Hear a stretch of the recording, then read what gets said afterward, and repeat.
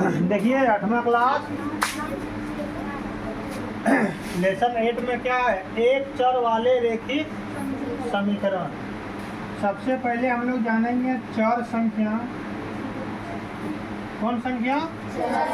तो छोटी a b c d ये क्या होता है, ये आपका कहलाता है चर संख्या, ठीक है। और रेखिक समीकरण किसे कहते हैं? रेखिक समीकरण किसे कहते हैं? तथा जिस समीकरण का सबसे अधिकतम घात एक हो, जिस समीकरण का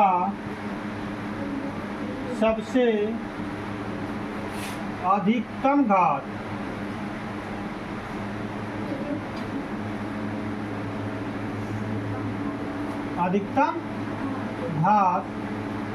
एक हो, उसे रेखिक समीकरण कहते हैं। रेखिक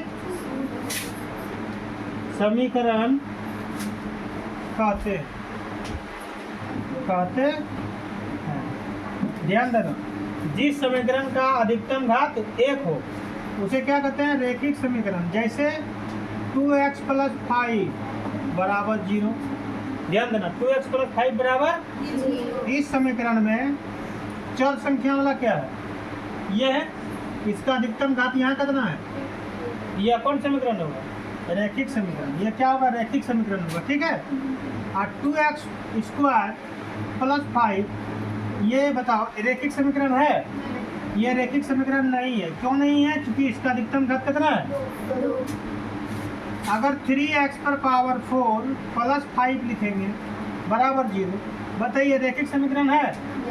काहे नहीं है? क्योंकि बोल रहा है यहाँ पर जिसका अधिकतम घात कितना होगा? एक होगा। जिसमें अधिकतम घात कितना है? ये रेखिक समीकरण होगा?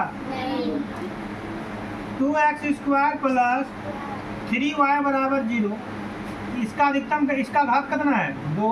इसका घात कितना है? 1। अधिकतम घात कितना है? 2। इसलिए रेखिक समीकरण होगा? नहीं होगा। 3x + 4y + 5z = 0। इसका घात कितना है? 1। इसका घात 1। इसका घात 1। अधिकतम घात कितना? इसलिए यह रेखिक समीकरण है। समझ में आया? रेखिक समीकरण किसे कहते हैं? जिसका अधिकतम घात 1 होगा उसको क्या कहेंगे? रेखिक समीकरण। अब यहाँ पर कहता है कि एक चर वाले रेखिक समीकरण किसे कहते हैं? क्या? एक चर वाले रेखिक समीकरण। एक चर वाले रेखिक समीकरण जिस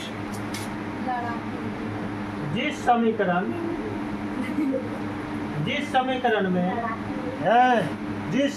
में एक चर संख्या हो, एक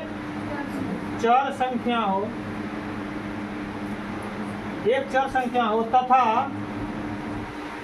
सबसे अधिकतम घात एक हो, उसे एक चर वाले रेखिक समीकरण कहते हैं। रेखिक समीकरण कहते हैं। ध्यान देना, जैसे ले लीजिए, यही तो उदाहरण ले लो। 2x + 5 = 2x² + 5 = 3x⁴ + 5 बराबर। उसके बाद 2x² + 3y = 0। और एक तो है 3x + 4y + 5z = 0।